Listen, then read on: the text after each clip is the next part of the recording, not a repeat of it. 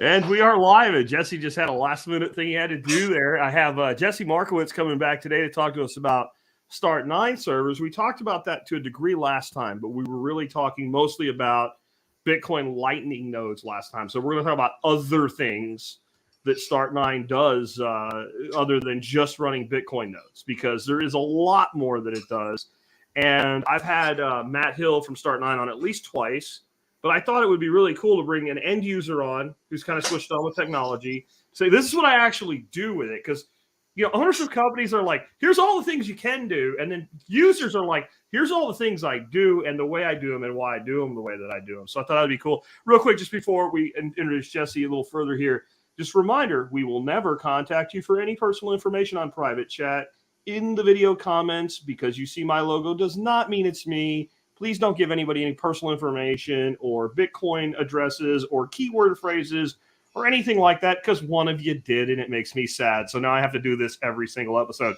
With that, hey, Jesse, man, welcome to the Bitcoin Breakout and the Survival Podcast. Thanks for having me on. I'm glad to have you on. You were a pretty big hit last time. And like I said, we really did dig into running Lightning nodes. And specifically, you use your Embassy server to do that. But we were more generic into the world of running Lightning nodes. And then we had some general Bitcoin Lightning discussion. But we never actually said, hey, this is what a Start9 server is. Now, I have them as a sponsor, and I have a Start9 server. My hand's touching it right here. So it's kind of odd for me to ask this question. But I think it's good for people to hear it from a different perspective. If somebody were to ask you, what is Start9? And what is an Embassy server? How would you answer that? Yeah, so Start9 is the name of the company. Embassy OS, Embassy Operating System, is the name of the operating system. But basically what it is it's a server you can run in your own house without having to spend years to become a Linux guru, administrator, or any of that stuff. Literally, you put a standard USB connector, plug the hard drive into the main server, you plug the server into your wall outlet, connect it to your internet, and then bang, you're running your own server. Yeah, and I like that because when I had Curry on, Adam Curry, he was like, so just download Umbrel and then do this and then get over here. I'm like, you know what? If you knew how to do what you said, you wouldn't have asked the question of how to do it. Right. And I think it's good to get skill up to that level, but you and I both know the easier you onboard people to a thing, the more people you'll onboard to a thing. And it's not just about the skill level, because I've done Linux administration in the past. It's not like it's something which I could not do. It's a matter of, I don't want to spend the time. I don't want to spend the effort going back to doing Linux administration work. What I really want to do is I want to have a server. So this allows me to run the services that I want to run without actually having to do all of the admin work that I don't want to do. Yeah, and I think people, when they hear the word server, they get the wrong idea of what that is. Like when I was in telecommunications and infrastructure and data cabling and testing and fiber optics and all, a server then was a big box that was in a rack or a big tower that was in a closet somewhere. And I can't unplug my server and it doesn't reach here, but I have a box of screws in my hand. And an Embassy server, the base model one anyway, is not much bigger than this box that I'm holding here, right? Yeah. And how can that little bitty box be so useful to us then? How can it do the things that we think of as like being this racked system of giant boxes or something like that? Well, the real difference really is when you think about running a desktop, you've got a keyboard, you've got your video, you've got your mouse, and you're all interacting with it immediately. On the server, it runs 7x24. And when someone wants to connect to it, they connect to it. But other than that, it still keeps running in the background. And that's really the major difference. When you're on your desktop, it's on word processing something or looking up Excel or whatever else it is. The server runs all the time. It's always available. And when you're doing things like Bitcoin nodes or Lightning nodes where it needs to be up all the time, it really doesn't make sense to put that on a desktop where, hey, you shut down at the end of the day, it all goes away. So that's where you need to be a server.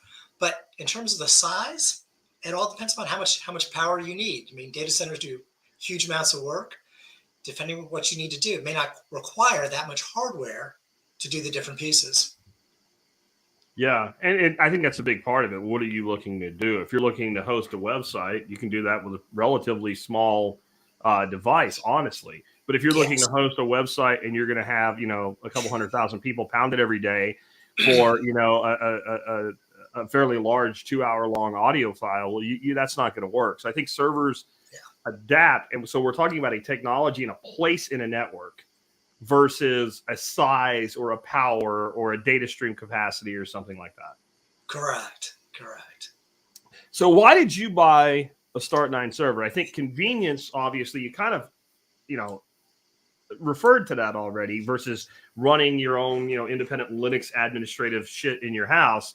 But when I say why did you buy one, I mean from a functional standpoint. Like, what was it about it that you knew it could do that made you like, yeah, I'll spend a few $100 on this? Yeah, for me, it was really, I finally found a way that I could opt out of big tech. You know, so much of our lives are Microsoft Outlook. So much of our lives are Google Calendar, Google Docs, Google Sheets, all this stuff online, Dropbox, OneDrive, all these different things that are all other people's servers. All your data, all your life, all your stuff is out there on someone else's server, and it's convenient, but you don't really have a lot of control over that, what they do with it, how they protect it. And it also it's not just how they protect it, but like whether or not you're going to be able to access it tomorrow. Yeah. Like if you fall afoul of the wrong people, right? I mean, if we think of some of the big things that were taken down in a coordinated manner, like none of us are Parler. None of us are as big as they were. They're not as big as they were because of the damage that was done. But when you have 2 app stores and a hosting provider attack that one entity on one day in a coordinated manner, and nobody goes to jail, nobody gets sued, everybody gets away, it's all okay. And I think what will happen is people look at it the wrong way. They'll be like, well, I'm not that important. Why would they do it to me? Well, no, the way you should be looking at it is because they could do it to somebody that had that much money, that much power, that much reach, then you're like a cockroach, in the words of Kevin from Mr. Wonderful from Shark Tank, right? They will crush you like the cockroach that you are because you have nothing. There's nothing you could ever do. And I think people don't realize, like, you can run afoul of big tech without being Jack Spirko, the podcaster, right? You can share the wrong meme on the wrong day. Who knows what, you know, gets you cut off? It's not only that. It might just be that somebody else on your home network with your IP address does something, nothing to do with you. And all of a sudden you're on the list, right? That could be the case too. That's actually a really valid point. So valid it derailed where I was going next. I'm sorry. No, it's all right. No, that's totally a valid point, that it could be, you know, somebody else that actually commits the act that causes you the problem. Why would you say that our average listener might want to start Start9 Embassy server? Yeah, so the main reason would be if you want to own your own tech, if you want to be able to run your own services. And depending upon, one of the nice things about Embassy OS is it supports a wide range of services. We'll talk about a bunch of them across this whole thing. For me, where I started was I was just looking to cut out Google, to be honest. I was like, you know what? Can I get away without having to do Google Drive anymore? That was one of the big ones for me. Dropbox was another. And then the other one was password management. So if you're using something like FilePass, LastPass, any of that, all that stuff gets stored on their servers. And to your point, it may be encrypted in a way where they can't get into it. But if you run afoul of them, you can find yourself cut off and all that stuff is gone. If you run your own server, you've got 100% control on that. So that's really, for me, why I looked at it. And that's where I got started. And then once I made the decision to go that way, I was looking, well, what else can I do? And I found Bitcoin and Lightning. And I'd always wanted to run Bitcoin nodes and Lightning nodes. And trying to do that from scratch, spin up your own Linux, download all the Bitcoin software, download the Lightning software, spin that up, configure it, get it all running, is non-trivial. It's a fair amount of work. Yeah. Start9, point and click, that's it, really. It's just, you want to run Lightning node? Click here. Pick which one you want to run. Start it. Want to run both? Run both. Easy to go. Yeah, it occurred to me what I was thinking about when you brought that great point, and it fits right in with it, actually. So what advice do you give somebody in regard to the police asking them questions? Don't talk to the cops, right? And any good lawyer will say, do not talk to the cops, right? Don't. And they won't just say it because if you're guilty, you're more likely to get convicted. They'll say because you might be innocent, what you say might have, in your mind, no connection to what they're investigating whatsoever. There's a law professor who has this YouTube video where he did this. I'm referring to that video. Yeah, if you can find that, add that to the show notes in the link. It is absolutely brilliant. He starts the presentation of this law school class saying, I'm going to tell you all the reasons why you shouldn't talk to the cops. And then afterwards, we'll have I don't know, it's detective or detective. He had a lawyer and a cop. And I'll let him go last and he'll tell the whole thing. And it's about an hour-long video. And the part about it that's brilliant is it's not that if you're guilty, you shouldn't talk to the cops. It's not if you have something to hide, you shouldn't talk to the cops. It's that it is never in your best interest to talk to the cops. Ever. Ever. I loved how the cop wanted to defend his position, but his opening remarks were basically, well, everything he just said was true. Yes. But let me tell you why you should talk to me anyway. And then it was just pathetic after that, you know? So this is my point with this. If you are not managing your own data, you're disclosing information every day that you shouldn't disclose. And you don't know what could pop you up on the Stasi radar, and then you're being investigated. And I will tell you this about Google. If they just say, give us all the data, at least it appears that Google says, no, we will not be doing that. But if they say, I want Jesse Markowitz's data, and here is a piece of paper that says you have to give it to me, they will give it to them immediately. Yes. And then you're like, but I didn't do anything wrong. But that doesn't matter because they could be looking, for instance, let's say somebody got whacked, right? Use an old mafia term. Guy gets whacked. Somehow you know the guy that got whacked. Right. You don't even know the guy was whacked, though. They're investigating you. You guys happen to stop by the liquor store 5 minutes apart. Something in your text data says that this happened, right? And now all of a sudden they have probability that you guys were interacting. And now a week later, you know, Billy's whacked. And now we're digging it. And people would listen to that and say, that's a bit far out. No, it's not. And I think we're also going in technocracy land as well, where the technological companies and the oligarchy become the new cops, which like, oh, Mr. Markowitz, seems like you have a propensity to stop by the fried chicken place quite a bit. Your insurance is going up, right? I mean, people don't think that things like that are going to happen, but they're actually happening already. I'm being a little plucky with it, pun intended on the chicken, right? But it could also be, Mr. Markowitz, you seem to stop by the liquor store quite a bit. Wonder if you have some health problems we don't know about, right? I mean, so you're basically broadcasting information on a daily basis that any attorney would tell you, don't give that information to the police. And you're giving it to all the police, private and public. Yeah. I think the real issue about this is just kind of we live in a much more public world today than we ever did before. Much more of what we do, who we are, who we talk to, all the rest of that is public information, or if not public, more easily accessible. And if you're okay with that, that's fine. But a lot of us in the liberty movement and whatnot would prefer to keep at least some amount private and at least limit that amount somewhat. And the challenge is, as soon as you give someone else your data, you no longer have real control over it. Whatever they do with it is based upon their controls, their everything about that. If they never get your data, they can't do anything with it. If you don't use Gmail, they can't look in your emails to get you, the advertising that they think you're going to want. Yeah. Yeah. Or to find out what you were telling somebody. Right. I think one thing people have to understand about email, though, is your email is as secure as the other side of the email is. Right? It's actually less secure than that. People should really be thinking about email as being very much in the level of postcards. Yeah. Because from my computer, it bounces. Like when I sent you an email earlier this morning saying, yes, I'll be on, no problem. Yeah. Yeah. It probably went through 6 different servers. Yep. I can't tell you how many routers. Is there security and encryption between some of those? Between some there are, between others there may or may not be. What I mean is I can be using the most ultimate badass encrypted email. Yeah. And so when it goes through that server, maybe it's not readable. It can't be decrypted. But I've sent something that allows you to read it on the other end along with it. And once it's sitting in your Outlook or your Gmail, then so when I say that, I mean, no matter how how stringent your security. You can set up all the encryption you want, and if you're emailing your aunt on Hotmail, Yes. then what you said to her is still visible on that side. And because like a lot of people use Proton Mail, and it's like, that's great if you're sending it to somebody else with a Proton Mail account. People will attack Proton Mail whether it's secure or not. I'm just for this discussion, I'm assuming that it is, even if it isn't, because again, if I email you from Proton Mail to Hotmail or Yahoo or whatever, then that side is wide open. Right.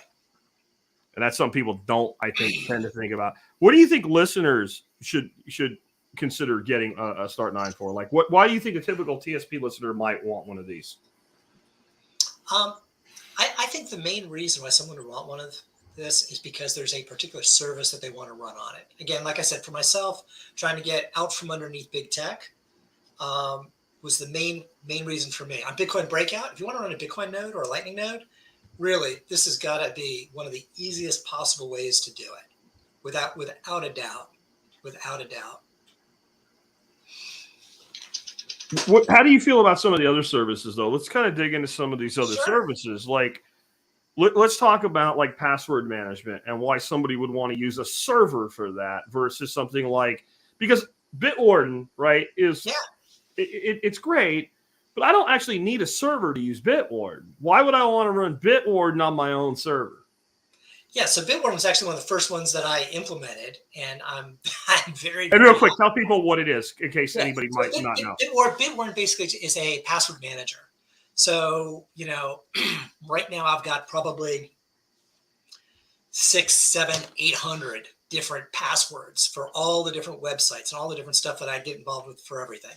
A lot of them are no longer valid because the website died years ago, but I still have all that stuff. For me to try to remember every single one of those with a complex, strong password is incredibly difficult. So instead, I take all of those, I put them into a password manager, and I have one very strong password that I remember, which is the password to the password manager. And then the password manager encrypts everything else underneath that. And there's a number of different services that you can use for this. A lot of them are server-based. But again, we get into that same problem we talked about before, where if it's in the cloud, it's somebody else's server. You don't actually control that. So you've got some concerns and limitations with that. If you run it yourself, putting it on a server allows you to access it from your different computers. So for me, I've got Bitwarden that I run on my Embassy OS server. And then from my desktop, from my laptop, from my phone, from my iPad, I can use the Bitwarden client on each of those to sync and automatically have my passwords all these different places that I need to get to them. Makes it very easy. And the best part about it is it's 100% under my control. I think another thing that people don't maybe realize that a Start9 server will do for them is all of these services we're going to talk about. If you ended up somewhere without your equipment and you have the ability to just log into your server, once you're on your server, you have access to all your services that are on your server. Funny how that works. The server provides services. And so this is a way that unless your house burns down or something, no matter where you are, is if you can get online and there's still an internet connection to your house, you can gain this data. So it's nice to be able to run the thing on all the devices and sync it like you just said. But it's also nice that I can be somewhere and I'm borrowing my buddy's computer because, I don't know, TSA stole my computer or threw it down the stairs or, or like, I mean, I was actually at a seminar I had to present at one time, and I just had a MacBook just die. Like MacBooks never die until they die. And when they die, they die. Like there was no reason, it just died. And so in that instance, wouldn't it be great if you could still, like if you were using Google Drive or something and you could get that presentation that you had and pull it down or whatever. I don't think I'm a typical user because I have a great big giant server, right? And a web data center, but most people don't. So like when I'm traveling like that, I always have my backup slides and everything there. But it's a perfect example. One of the services that I use is File Manager. Okay. And I was on travel on the West Coast and I needed one of my files that I did not have with me. And I was able to go to my server. I happen to be on the West Coast. My server, my home is on the East Coast. Connect in, download it, and bang, brought it in really easily. There's also an option. I've not done as much with this. I've got it for some files, but not as much, called Syncthing, which is kind of a open source version of Dropbox. Say that again. There's one of the services is called Syncthing. Syncthing. Syncthing. Syncthing. Okay. And what it allows you to do is kind of like with Dropbox, you can have a Dropbox folder on your desktop, and it automatically syncs everything to the Dropbox server. And then if you've got another computer, you can also sync that to Dropbox and keep them all in sync. Syncthing allows you to do that exact same thing, but you do it from your Embassy server, and you don't have to do it on someone else's. And this way, when I add a file to that particular directory on my computer, it automatically gets uploaded to my Embassy OS and automatically downloaded to all my other devices that subscribe to that same folder. So I can keep them all in sync. Yeah. So you're running your own LAN basically, but you're running a LAN. Not LAN. It's a wide area. Not LAN. Yeah. It's not a LAN at all. No, it's not. It's the wrong term. It's a file server. Yeah. Service that I can do. And that's the part about that's really great is it's not on my local area network. Yeah. When I was on the West Coast, I could get to wherever I wanted to. And there's a word I'm thinking of, and I said LAN. It's not what I meant. It's like an intranet, where you have many people would be familiar with this in a work environment, and everybody has access to. Let's say if you're in the marketing department, the marketing folder. Exactly. And they're able to that way when they're working on documents, see the latest version of the document, etc. Yeah. Absolutely. And that happens automatically. And when you're logged in, you are able to access those files, even though they're not on your computer. In this case, they actually are. They're actually syncing. So they are on your hard drive and they are on a central server. Yeah. This is not new technology. This is not anything which is particularly unique. Anyone who works in a modern office where you're using any of the Microsoft Office suite of products, very often one of the things that you'll find is that you've got a automatically saving versions. And what it actually does is it saves it to a SharePoint server behind the scenes. Yeah. And that's how it does the versioning. And that's kind of your company-based intranet for all of that. But all that stuff is owned by whoever's got that server. This is where Start9, this is where Embassy gives the power to the people, right? It allows us to do it ourselves, and you don't have to be, this great IT admin or spend thousands and thousands of dollars to get this thing set up. You buy a box, a couple $100, you plug it in, and you can run your own departmental server. SharePoint was the term I was actually looking for. Oh, there you go. Yeah. I am so divorced from corporate America. I don't remember any of this crap anymore. It's like a bad memory. But yeah, SharePoint, that's what we always used, with marketing departments and stuff like that, so that everybody was all synced. In the olden days, it was IBM's product, Lotus Notes. Oh, I remember Lotus Notes. That's how old I am. Yeah, I know. Oh, that's old. That's got dust on it. It's so old. Oh, let's talk. What are there any other things that you're doing with your Start9 server now? You're running a Bitcoin node. You're running a Lightning node. So let's see. So we talked about Bitwarden already for the password manager stuff. We talked about the file browser and Syncthing. I also have got PhotoView in. So I don't remember who it was that Google bought. It's now called Google Pics or something like that. But basically, if you upload all your pictures to Google, and they automatically sort them and organize them and save them for you and allow you to create albums and share that stuff. But again, there's an open source version of that called PhotoView. So I run that on my Embassy OS as well. And I've used that to share like an album with some family members and stuff. I've not done a huge amount with that yet. I've just gotten started on that, but that's a pretty cool one also. So I've done that also. And that's, again, a very easy thing to set up, which is what's great about Embassy OS. And it does not require you to put your pictures on Flickr or, I don't know, whatever the other image sharing places are out on the web where it's really on somebody else's server. There's a whole bunch of concerns, scandals with some of the celebrities and stuff, right? Where they had their private photos that got exposed. Yeah. How much of that was them revealing their account versus somebody actually hacking the account versus some insider at a server-based, cloud-based, whatever, doing things, I couldn't tell you. What I can tell you is, yeah, there you go, a photo of you. Yep. If you're running it on your server, it's 100% in your control what you do. And you don't have to worry about anybody else getting it there. You've got it. It's all yours. And Hunter was asking earlier in the chat, like, yeah, what's different about Start9? What makes it the best or whatever. And my thing is ease of use. So the reason I brought this up on the screen when you mentioned it is it says get. If it says get right there, well, if I was logged into my server right now instead of talking to you, I click that button.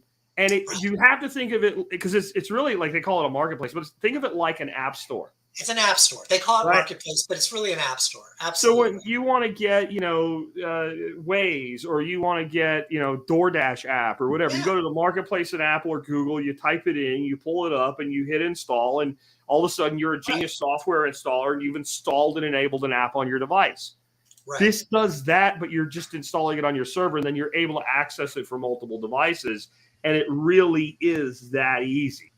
And more importantly, I think for most users is 3 months from now, when a new version of that comes out and it gets repackaged for Start9, when that happens, you don't have to do anything special or complicated. Just like that one-click install, you do the exact same thing.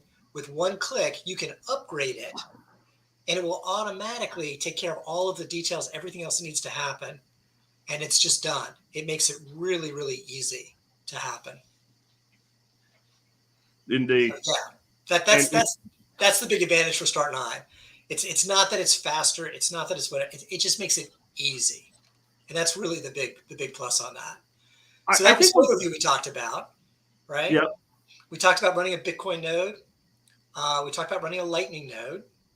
I also run a bunch of other services around Lightning. So I run Ride the Lightning, Thunder Hub, Lightning Terminal, Bounce of Satoshis, LNDG, Lightning Jet. And each of those is one of those things that would be another software install that I'd need to manage and track. I'd have to do all the software work to do all that. And then every time the upgrade comes out, I'd have to do upgrades to it as well. With Embassy OS, when the new upgrade comes out, I just decide, do I want to do this or not? I want to upgrade, one-click upgrade, and it's good to go. And it makes it so much easier than all the rest of that. And then the actual interface to use these different software packages, when it gets packaged for Embassy OS, there's kind of like a little shortcut screen where it shows for this service, here are the interfaces. Here's the links to open them up.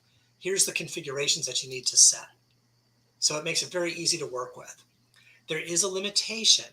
If you want to go in and change this particular configuration file, you want to modify this to that, or do like a lot of the detailed tweaking, because you don't have the raw install, you cannot do that just as easily.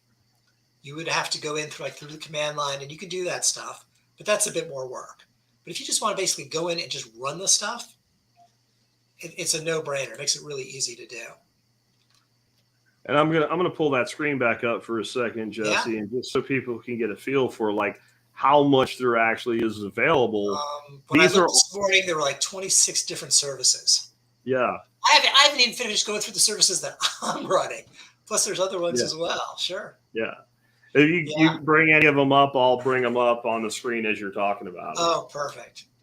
Yeah. So the other ones that I run, again, in the Bitcoin Lightning world, I run BTC Pay Server. BTC Pay Server allows me to actually go ahead and really easily accept Bitcoin and Lightning payments. And it makes, again, it's not that you can't do it otherwise. It just makes it really easy to do. We'll talk more about this later, I hope, but I also did a crowdfunding as part of Start9. And I actually used BTC Pay Server on my Embassy OS to do the crowdfunding for this stuff, which was really an awesome way of putting that together. So I've done BTC Pay Server. The other thing I've done is Mempool. And if folks have never seen Mempool, that is just a really neat way of looking at what's going on with Bitcoin. As part of my side hustle, I do yourpersonalcryptoassistant.com. I teach people about Bitcoin.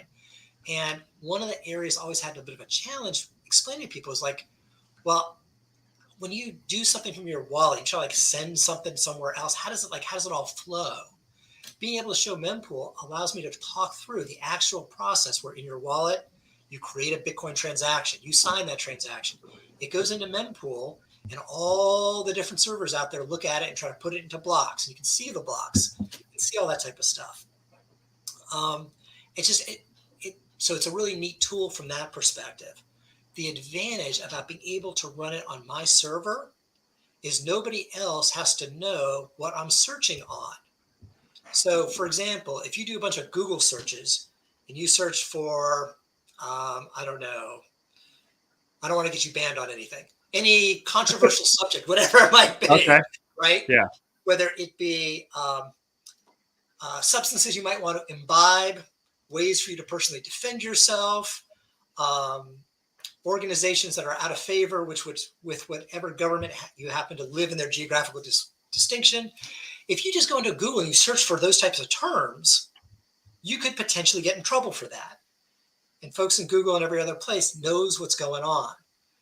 And if you think, well, I'm using this alternative search engine, so that doesn't apply, all that data is flying right through unencrypted, right across your network, through, it's all through whoever you're using as an ISP has access to all that information if you're doing it without encryption. And if you're looking in Bitcoin and you want to say, hey, I wonder what's going on with this particular address.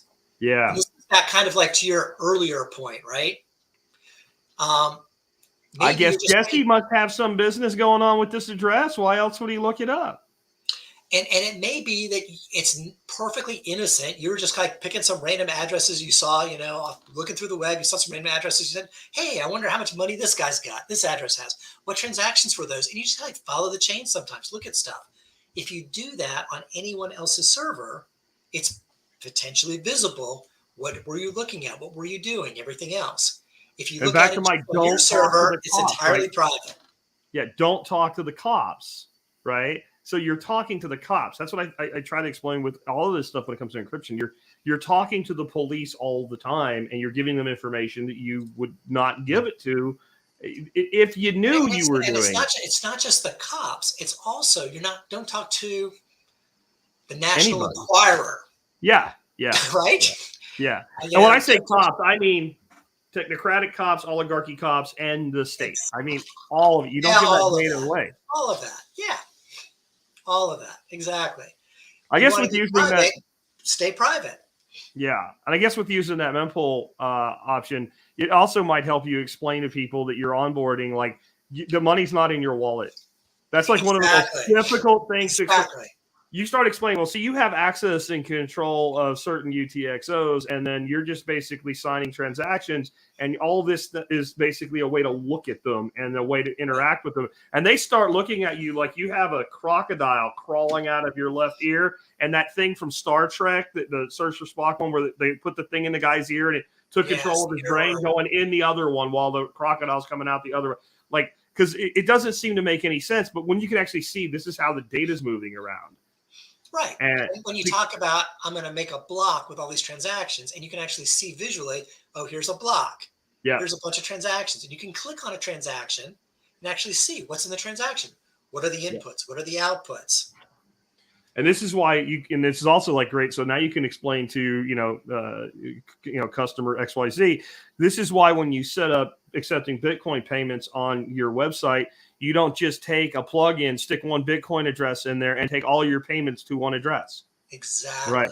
Because people never see about that is that's not just, well, the government will know. The government's actually the last entity that I'm really worried about in that situation. Right. What I'm worried about, if I'm running a web store, I'm worried about the fact that my competitor can pull up that address, and by matching dollar amount or, Bitcoin amounts to dollars at the time to my catalog of products, determine exactly what I sell the most of, at what price point, on what day, right? And basically get incredible competitive intelligence. It would be like them getting access to my merchant account, because it's essentially what they've done. And potentially, if the folks buying from you are not particularly privacy centric, Yeah. they might also get a customer list. Yeah. That's a great point too, as to why this technology is so valuable.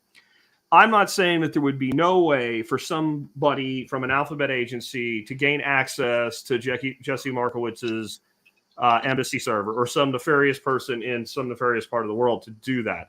I am saying that the cost in energy necessary to gain that access is so high relative to the potential reward that I'm not probably going to do it unless I'm specifically investigating you and being paid from a limitless slush fund to do it. Like you popped up on the wrong list and now I'm some agent investigating you. Otherwise, I'm not doing it. If I'm a nefarious actor, I'm not doing it. And the reason I'm not doing it is there's a very small amount of value in that data. It would be much more intelligent for me to do something like go try to breach Gmail and get access to, or go onto Coinbase and try to get access to their customer records, right? Like it. So when you're using things like Dropbox and you're like, those are the big targets. Because if I get in there, I get everything. Well, this is also one of the reasons why an Embassy OS is safer, is because it's a smaller target. Yeah. It's a much smaller target. If you get to Coinbase, there's millions and millions of customers with millions or billions of dollars worth of value, whatever it is. If you hack my Embassy OS, which is maybe a little bit easier in Coinbase, maybe not, I don't know. But you're going to get my family photos, cat the files I printed, right? Your cat pictures, yeah, right. Yes, exactly. And you don't want that information out there. But again, if I have one person's data like that, it's not that useful to me if I want to sell it or capitalize on it. But if I can get massive amounts of demographic data consolidated, then I have potential extreme value there, right? It's a right target. Yeah. We talked about this, but it's really not hard to run one of these. It's not like you got to put up a data center in your home or anything like that, is it? Oh, that's the best part about this. It was crazy easy to run. Literally plug and play. You don't need anything special. Literally, when I unboxed it, I plugged it in, turned it on, and that was it. I did do a couple of extras on my side because I knew that I wanted to do Bitcoin and Lightning by the time I received it. So when I put it into the battery backup. So in my house, I've got the cable modem, my primary router, my Start9 box are all plugged in on the battery side of that UPS. And the last time I did a test on that, it ran for like four or 5 hours when I stopped the test, and I still had some battery left. So if I've had a real outage, it's a different issue. But yeah, I don't have to worry about the glitches or anything else like that. I also added a small fan to cool it down a bit. I was reading up some stuff, and it was one of those things where I decided I didn't need to do it. It was running in the high 50s pretty consistently, 50 degrees centigrade for the Start9. It's one of the cool things. Yeah. If you have an Embassy server, if you go under monitor, you can actually monitor some of the statistics about how much memory is in use, how much storage is in use, how much of the disk. You can also monitor what's the current temperature of the device. I have no idea what they do, but it's pretty cool. So if they run hot, like really hot, that can degrade the overall lifespan. So mine was running pretty consistently in the high 50s, which is considered fine. But I had a thought that if the air conditioning in that room goes out, maybe it'd be an issue. So I added this little fan, and now the temperature's in the low 40s pretty consistently. It's a big difference on equipment. Speaking as somebody that used to sell computer hardware, it's a huge. It gets into what we call mean time between failures. Exactly. So what that is for people that aren't from that world is every piece of equipment will die at some point, right? And the mean time is half or more will die by that point. And that means a lot of it will go way past the mean. The mean is not an average. It's the mean. It's the midpoint. And anything you can do to up your hours on MTBFs is a huge thing. Exactly. And when I used to sell industrial hardware, we had stuff that was spec'd to really high temperatures and harsh environments. But let me tell you, there was two different specs. Right. There was an MTBF where you co-located this in an air-conditioned central office. And there was an MTBF for you're going to put this thing in a box in a Siemens box out on a drilling site in West Texas. It's going to have a totally different mean time between failures. It's still good, but it ain't what it is if you air condition it. Yeah. So I put all that stuff in, but really all of that is extra, not really required. I did do the kilowatt meter to see how much power it actually took. And I did the calculation. I don't remember exactly how many watts it was, but it was so small. It was unbelievable. I do recall that when I calculated out the electricity cost, it was something about $10 a year is what it cost me in electricity to run this thing. So, I mean, really, it's easy to plug in. It doesn't take up that much electricity. It runs right next to my cable modem and router, and nobody else in the family even, doesn't notice it. So there's no data center requirement type of stuff. Yeah, absolutely. Let's talk about your experience crowdfunding with a new service for Start9. Yeah. So you wanted to see a service on Start9 and you did a crowdfunding, I think. And did you use Geyser? I did not. Okay. Okay. So actually, you know what? Let's talk about the crowdfunding first. So on the crowdfunding side, there's a service that I wanted on Embassy OS that it didn't have. So I could do the file management, which was great. But if I wanted to do something like Google Docs, where I could have a document, I could edit it on the server, have somebody else connect into my server and have them edit it as well. And one of the cool things about Google Docs is we could edit it at the same time. I can see your edits, you can see my edits, and do that type of stuff and work together, collaboration on all of this stuff and make that work. So I wanted to be able to do that. And with the just file manager level, I couldn't do that. I could share the document with you. I could make edits, tell you, okay, it's ready. You can make your edits back and forth, but we couldn't really work on it together. So the service that I found that I wanted to do this with is called Cryptpad, Cryptpad. And again, it's just another open source software that runs. They publish it. They run like a house copy, if you will, on cryptpad.fr. And I'd used it there, and it worked relatively well. It was pretty good. So I said, this would be great to have. So I decided that I wanted it on Start9. So I talked to the Start9 folks, and I said, all right, what do I need to do this? And they said, well, it's easy. All you have to do is just package it. We've got all these instructions on how to package it. So you can take this open source software and put it into a format that you can literally click and install into Start9. I read through those instructions and I went, I could do that, but I'd have to really dig back to my developer days. I'd have to figure out all that stuff, and it would take me a long time to do that. So I said, you know what? I bet you there's somebody else who wants this too. Let me do a crowdfunding. Let me find a developer who's willing to actually do this thing, and let's run that out. So I set up a little crowdfunding page, raised some money, found a developer who's willing to do it. Excuse me. We raised over 1.8 million sats, and I did it all in Satoshis, all in Bitcoin, specifically because I didn't want to deal with dollars. For me, if you send me $1, I got to put it in my bank account. And I got to send it from my bank account to someone else's bank account. It becomes a huge pain in the neck. So send me sats, send me Bitcoin. I could deal with that much, much easier. So I used my Embassy OS to host the whole thing. The crowdsourcing page itself was actually created in BTC Pay Server. All of the funds that were received through BTC Pay Server to either a BTC address for those folks who wanted to pay on-chain or to my Lightning node through BTC Pay Server if they paid via Lightning. And then when it's time to pay the developer, I just sent it to him. I think one payment I did with him was on-chain and one was through Lightning. But all in Bitcoin, all that stuff, all on Embassy OS. And it was great. It made it really easy to do all of that. And right now, if you want to use Cryptpad on Start9, you won't find it in the marketplace yet because it's been packaged and it's now in alpha testing. So we're still alpha testing it. And if any of the listeners want to help with alpha testing, or when that completes, help with beta testing, or if you want to help with coding, packaging, or donating to funding, fixing all the stuff for the beta testing and everything else, let me know because we're still working on that. I think probably sometime in the next 30 to 60 days, we should be done with alpha testing of the beta. And then I'm hoping in the next 60 to 90 days, it'll be out on the S9 marketplace as a regular full-fledged service.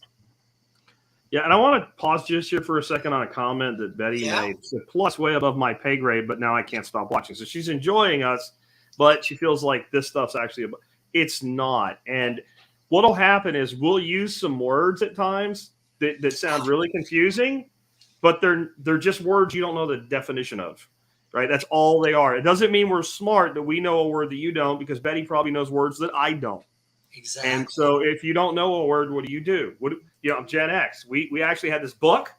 Remember the book? You opened it up. It's a dictionary on it, and you looked at the word, and then you understood the word, and then you're like, okay, now I understand it. And Jesse and I both will do our best to not use words like that. But there are times when I don't really know what to call it unless I use the word that says what it is. And so sometimes we might use a word like a UTXO, but all we're saying is basically a Bitcoin address, right? For the simplest way to explain it, that's what we mean. So we'll try to keep it there, but don't think this is one of those things that only seems hard until you do it. Yes. It only seems hard until you do it. I think that's very, very true. And again, one of the things that made it very easy for me working with Start9 and Embassy OS was I was able to focus on learning Bitcoin, learning Lightning, learning how to make a Lightning payment, learning just the BTC Pay server aspect of it without getting bogged down in all of the, I have to run a server part of it. Yeah. I didn't have to figure out all that side of things. Yeah.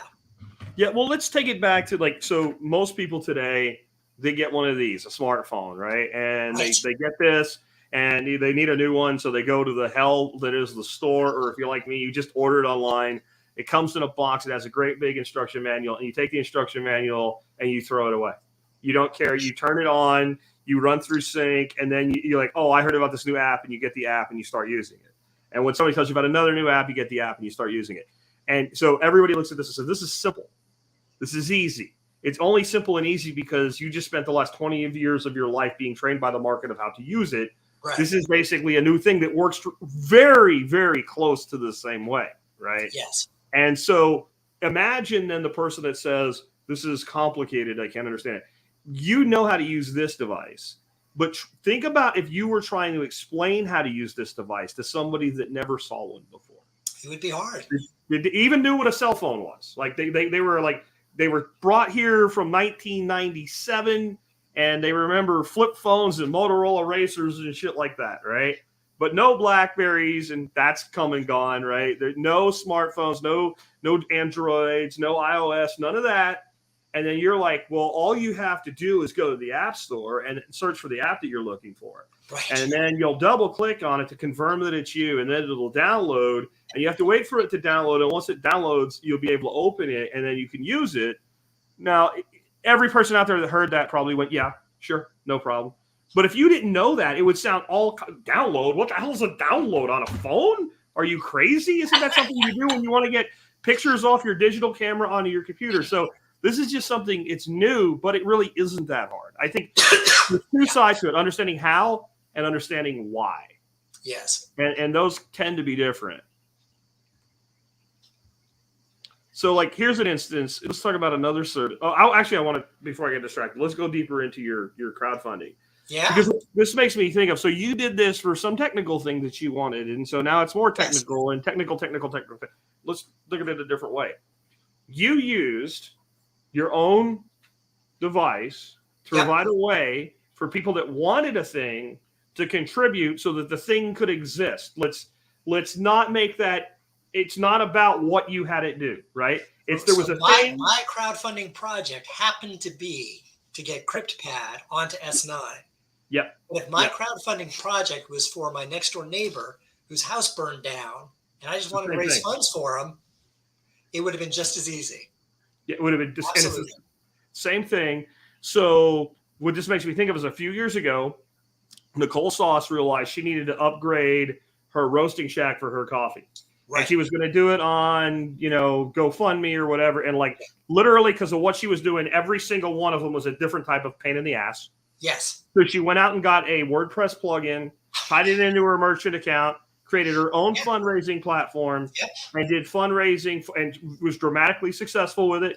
raised all the money she needed, upgraded the roaster, the shack, everything, and could serve her customers better, and pre-sold a bunch of her coffee, which was one of the big issues that whoever had, that you're pre-selling a food item or whatever. So she said, screw it. And she needed a thing done. And she said, I wonder if the people that support me would support me getting the thing done. And she put a way out for people to support her to get the thing done. And then the thing got done. What you're saying is, if Nicole Sauce was running a Embassy Start9 server right now, she could do this and do it all using the Lightning Network and Bitcoin. Yeah. And more importantly, you don't have to be Nicole Sauce and actually understand all that web stuff to make it work. Yeah. For me, that's the more important part of it, really. Literally with the BTC Pay Server crowdfunding, you could just set that up. If you didn't want to mess with Lightning, you could have it be just BTC only. So you could have your address that folks get sent to. Mm-hmm. And it's basically filling out a form and typing in the text that you want to put in. It's really very simple. And again, the part about it that's most important is not that service, because if I go to GoFundMe, Kickstarter, any of those types of platforms, creating that page there isn't that hard either. Yeah. But it's on their server.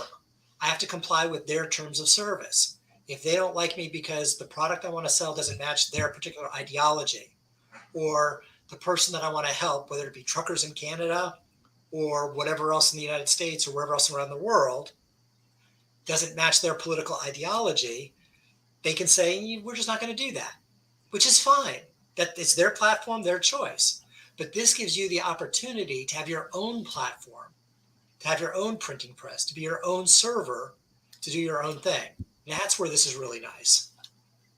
Yeah, and there's things that you would think are really not that bad, but you couldn't get on those. Bad's not the right word. Not that controversial, but you wouldn't be able to get onto a GoFundMe or whatever. Here's an example. So back in the 90s, when the Yugoslavian SKSs came into the market, you could go buy 3 of them for like $200, right? And they were brand new, wrapped in Cosmoline paper. And there was a guy this is how old this is, on a Yahoo list that was part of an SKS group, and he built a rear site. You pop the pin out on the back of the SK, you pop this thing in. It was a site that looked exactly like the site on an M1 Garand. Oh, nice. And then you removed that stupid elevated site in the center, and then with the hooded front sight, it was a beautiful site picture, and it was pretty damn accurate considering what you were putting it on, right? You were putting it on a 70-year-old Yugoslavian SKS. So it held zero really well. He sold a bunch of them, and then, as people tend to do at times, he died. So this product doesn't exist. It's not around anymore. He was like a little machine guy making them in his little machine shop in his garage. You ordered one. It took like 3 months to get one. He made them when he could. Okay. If somebody wanted to make that product today, it's a completely valid product. It's not a firearm. No. It is not something you would use to build a firearm under Brandon's new restrictions or anything like that. No. It is a piece of metal that can be used as a sight or a paperweight. Right. I guarantee you, if you put on any of the mainstream platforms today, they would say this is firearms-related content and not acceptable. Right. But you could do it tomorrow morning using BTC Pay Server. Yeah. That's really powerful. Another thing that I think people might care about is privacy again, and being able to conduct messaging with their friends and family. Yes. So can you tell us about Cups Messenger, what that is, and how, if you're smart enough to use the Start9, your brother-in-law that you want to have private communications with doesn't have to be. Right. Yeah, it's actually really neat. On the Start9 server, there's a number of other options that you have for communicating. So the one that you mentioned was Cups. So there's a couple. There's Cups, there's Burn After Reading, there's Mastodon, there's Sphinx Chat. There's also Matrix servers, where you can run your own Synapse server on that. The idea on all of them, though, is just this. It runs on your server, so you're the one with the control. One of the challenges, even if you believe, and there's reason to believe whatever else, that something like Signal, that it is end-to-end encrypted, that there are no backdoors and all the rest of that, but at some level, it's still going through all of the routers, through their servers, through everything else as well. And so there's still some level of concern about that. What are they doing? How does that all work? Are their servers all really good and all the rest of that? Again, what this lets you do is run everything on your particular server. So you can connect into your server, you can have your friend connect into your same server and exchange those messages, and it never has to go anywhere else from that perspective. That connection can be encrypted from them to your server, from you to that server, and not exposed anywhere else. And so there's a number of different communication paths that are offered. Right now, none of them are hugely popular in the scheme of things right now. I keep hoping that eventually they will get better and more popular, but it really just isn't there yet. That adoption just hasn't really broken out yet. And like I said, there is just a ton of stuff. I mean, the pure volume of services. One of the other ones we haven't talked about is a service called Embassy Pages. Okay. So if you want to host your own web server, your own web pages, you can write your own HTML web pages. And again, you don't have to like be a programmer coding in HTML. You can create a document in Microsoft Word and just do save as HTML. And if you do that, now you got this HTML file, you load it up on your Embassy OS, and bam, you now have your web page available out there. So you can do that, and it's hosted on your server. You don't have to worry about anybody else shutting you down or anything else like that. So again, it makes all of that stuff really, really easy. The other thing that's a recent addition that's been added is running your own Git server, Git. So this is if you want to do software version control, basically. So when you write code for Bitcoin, for example, the way that it's hosted right now, there's a Git server, GitHub, which is the main one that's used by many, many people all around the world, was actually bought by Microsoft, which is a problem. So, but that's one of the main places that people go, and it allows you to have a whole bunch of different developers work together on a particular software project, and they can create issues, they can fix issues, they can, hey, here's a proposed change, and coordinate all their stuff together. It becomes a problem, and we saw this recently with, you're familiar obviously with Tornado Cache. I'm not sure all the listeners are. I'm not real familiar with it, but I get the basics and I know what happened, and it ain't good. So for the folks who are not familiar with it, basically Tornado Cache was a software contract on Ethereum that allowed you to do some mixing services. It was a privacy enhancement so that you could be more private with how you're doing your crypto transactions in that environment. And OFAC, the Office for Foreign Asset Control, something, I'm not sure what it is, U.S. government agency decided. An alphabet agency of the day. Yeah, just decided that this particular stuff was being used for evil. And I don't recall which particular terrorist group they connected it to, but they said, you can't do this. And with very little direction about, so what do we do? What is our obligation? They just said, this is bad and you can get in trouble if you do anything with this. Yeah. Everybody in that community was left going, I don't know what I'm supposed to do. And what wound up happening was Microsoft said, yeah, I don't know about this thing, but it seems like it's on the OFAC list. So we're going to delete the Tornado Cache Git out of GitHub and deleted it. If I recall correctly, I think the developer, the main primary developer involved in it, was actually arrested. So one of the things that a lot of folks in the free open source software movement did was they said, we need to get out of GitHub being the only place that people put their code.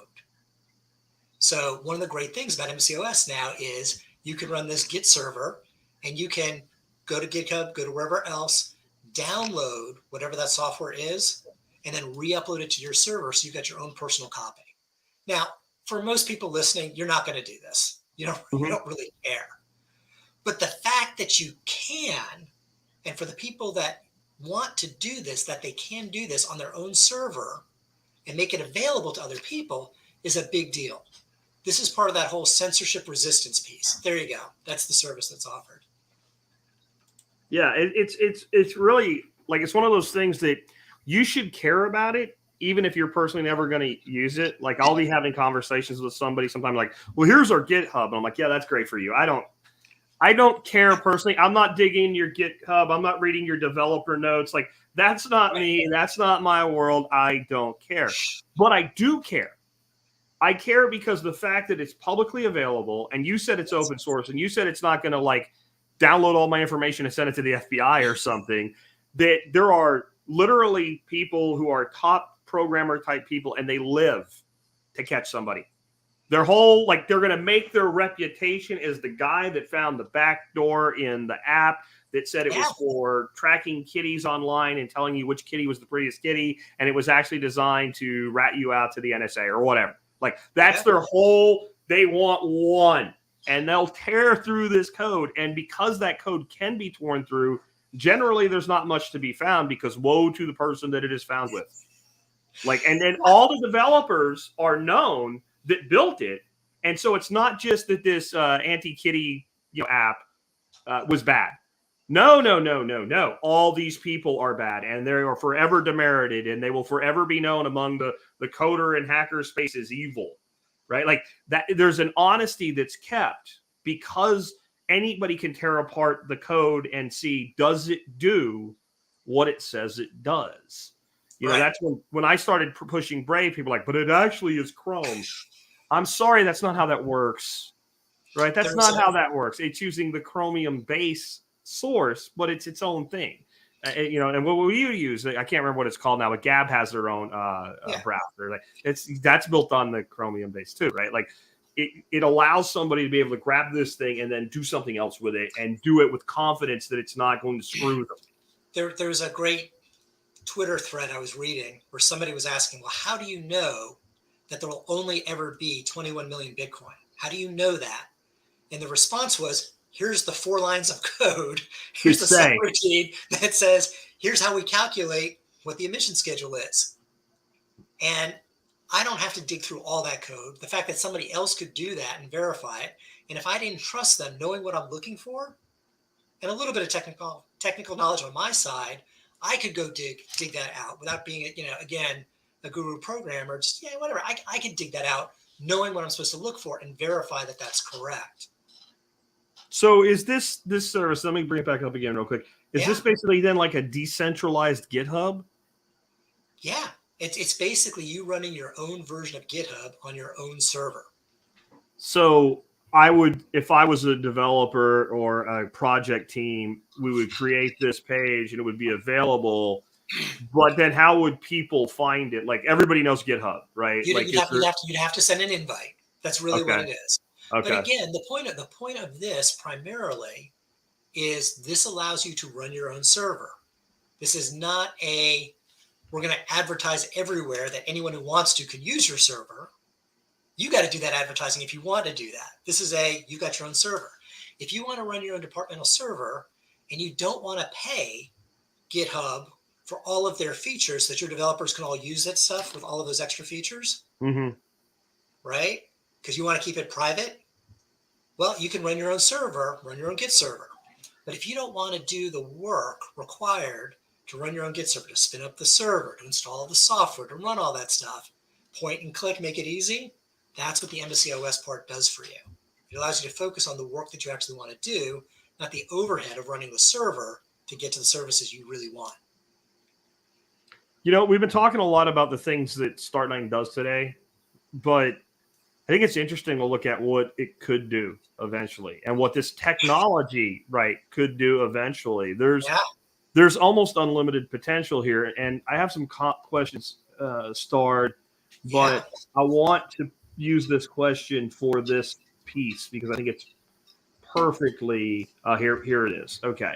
So, Productive Ventures, what do you think the long-term future of decentralized technology adoption? Will it always be a minority who tries to protect their data, or will the average Joe be able to start to care? See, I think that the more it can do and the easier it can do it for you, the more people we would call average Joes will use it.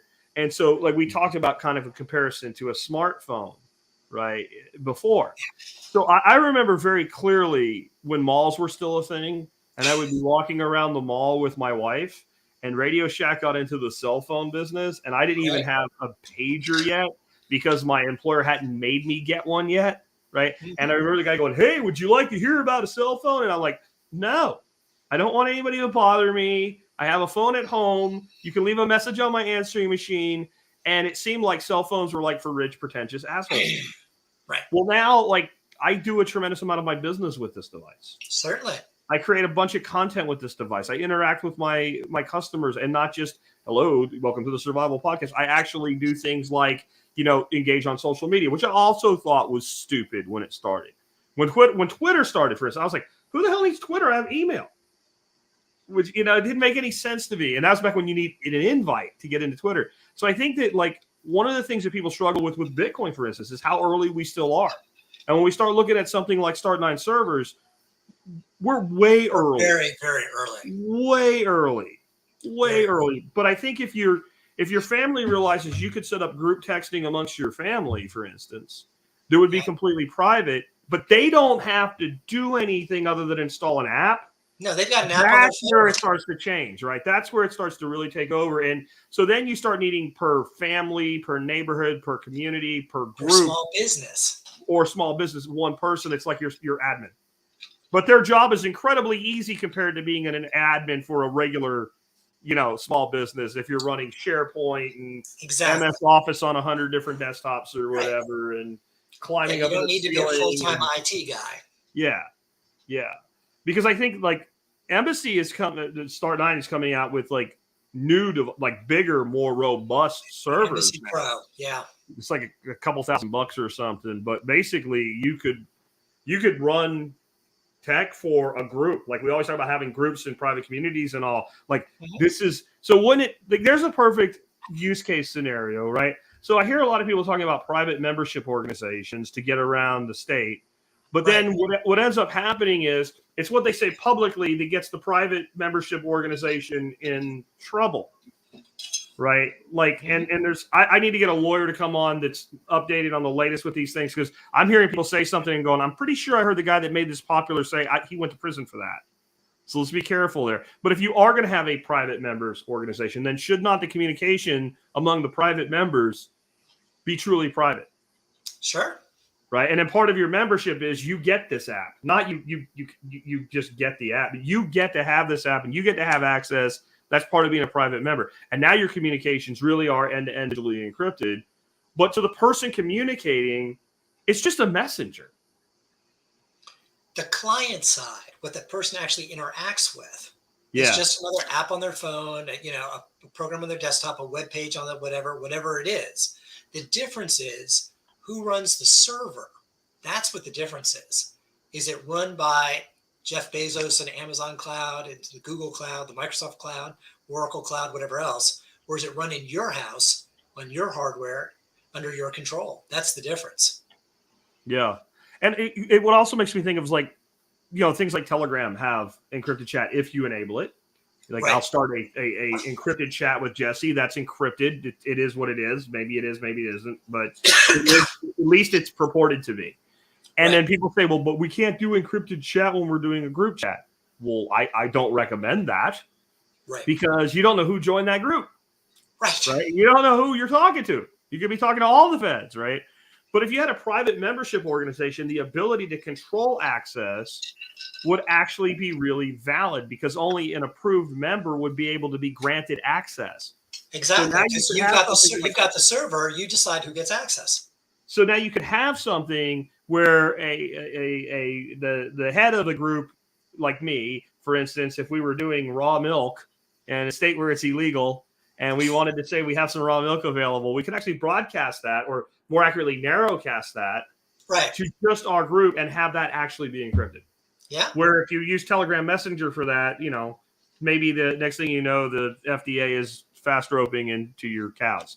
And people say that's hyperbole. I have the guys from Baker's Green Acres coming on in a couple of weeks on TSP, and you'll hear that it's not hyperbole. I've heard it's a very good soil amendment.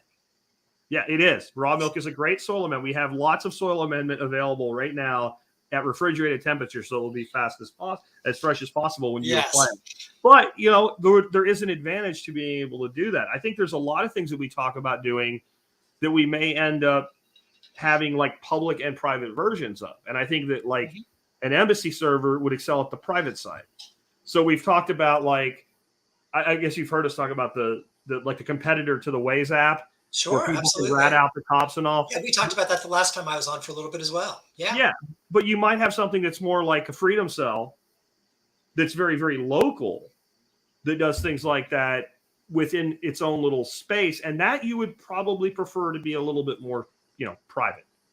There was a thing called Cell 411. I'm not sure if it's still around anymore. It was in the App Store. It was designed for that, but like anybody could join.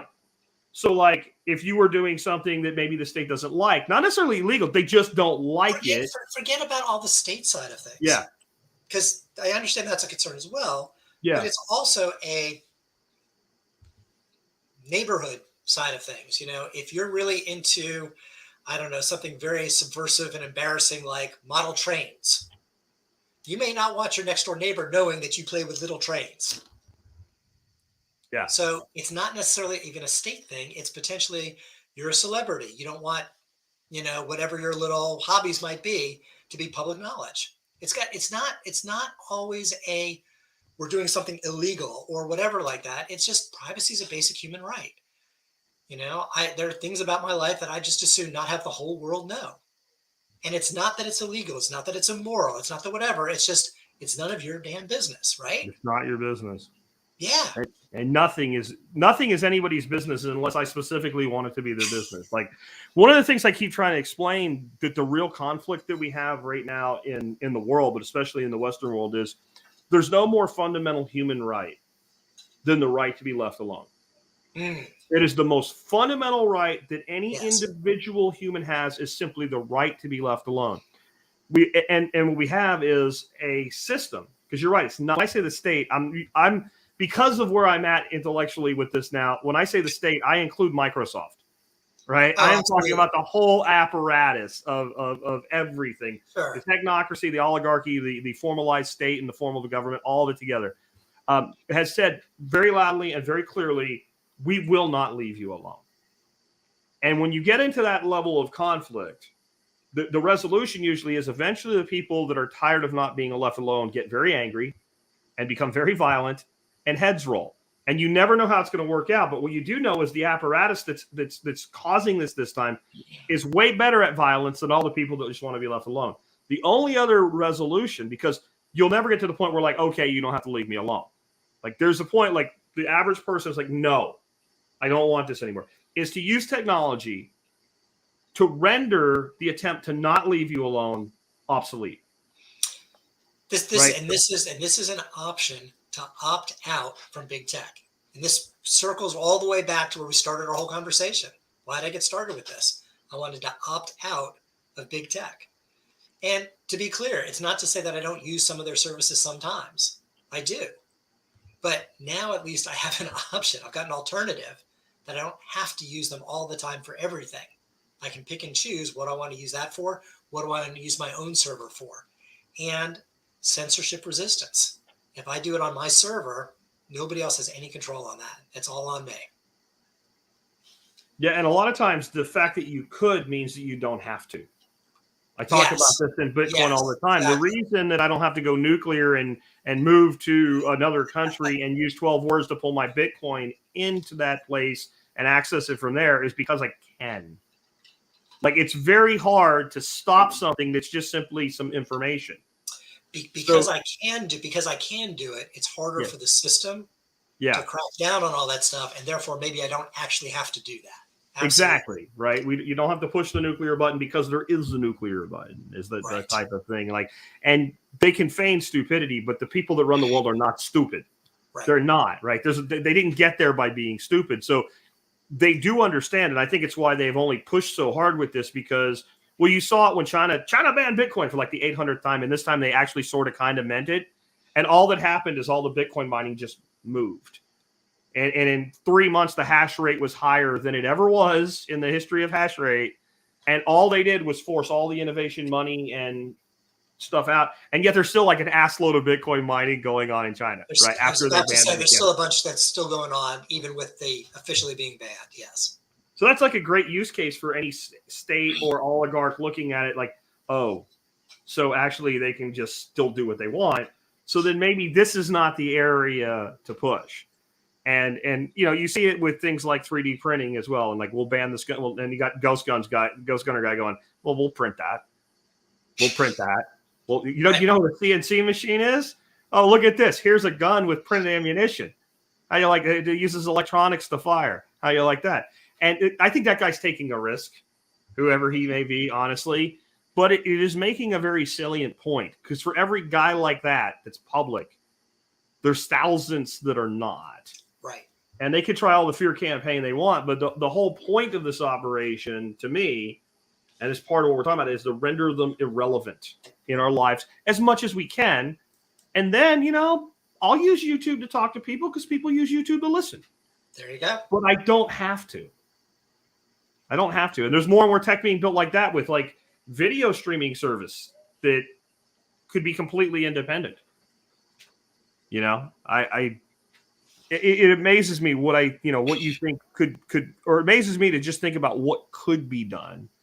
And I think back to the question that started this, right?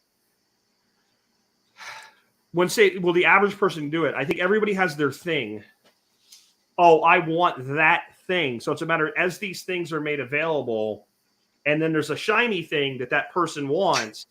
Well, once I have the box and I have the tech and the understanding of how to do it, now, even though I didn't think I wanted fully encrypted messaging, since all I have to do is click a button that says get, yes, and then provide a place for my friends and family to log in to get the app and set up an account. Well, why wouldn't I? So that encrypted messaging was never a big enough carrot. But when the carrot comes, well, you might as well eat the whole bowl of soup. Yeah, absolutely. Like I said, when I first looked at it, I was looking at it really from a file manager standpoint and a little bit on the Bitwarden piece. And then between the time that I bought it, the time that it arrived, I decided I was going to do the Bitcoin and Lightning. Yeah. And and it just, once you've got it, oh, there's this other service. Let me try that too. And the part about it that's really amazing is it's not easy. Like the person who had the comment before about this all technical way over my head. Yeah. It's not easy for a non-technical person to package a service. That's why when it came to Cryptpad, I didn't do it. Okay. But if you're a developer, it's not that hard to do from that side. So as a developer, if you're going, oh, I'm already doing this stuff, I'm building it with Docker, I'm doing it this way, blah, blah, blah, I'm using GitHub, all the, whatever else. Oh, I'm just going to create an S9PK, a Start9 package for it also. That incremental amount of work is not that much. It's like, I'm going to build an app for the Android store. Well, I'm going to make it work for iOS too. Except that Android and iOS are so different. It's really hard to do that. So it's actually easier. It's actually easier. Yeah. It's much more like saying, oh, I created this iPad app. I will set the configurations and settings so it would also work okay on an iPhone. It's much more at that level type of a stuff. Now, the reason why that's great is because we're not restricted to just what Matt Hill and the Start9 crew say, hey, let's do this. Anyone who wants to package a service can package their own service. And if they want to just, put it out on Telegram, hey, I got the service that does whatever, they can just do that. And anybody else with an MCOS can download that file, bring it on their side, and run it. Now, if it's a really cool one, like Cryptpad, they should talk to Matt Hill and say, hey, we've got this whole thing together. Would you mind putting it in your marketplace so that more folks can see it easily? But you're not restricted by just that marketplace. It's possible to connect to other marketplaces. There's a whole marketplace API. You can build a separate marketplace, have your own thing.